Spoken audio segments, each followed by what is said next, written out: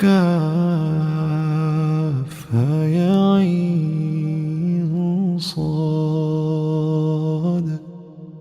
ذكر رحمة ربك عبده زكريا إذ نادى ربه نداء خفيا قال رب إني وهن العظم مني واشتعل